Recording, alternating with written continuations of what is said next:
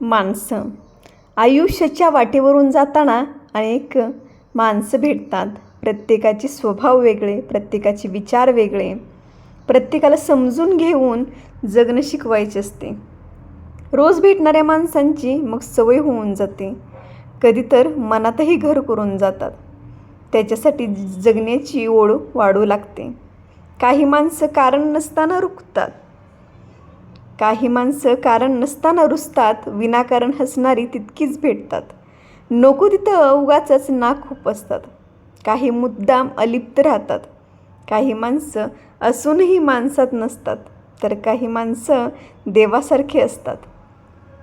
काही पातालाचा शोध घेणारी असतात, तर काही उंच आकाशाला गवस घालणारी असतात. पण माणसं आयुष्याच्या प्रत्येक वाटेवर अनेक माणसं भेटतात.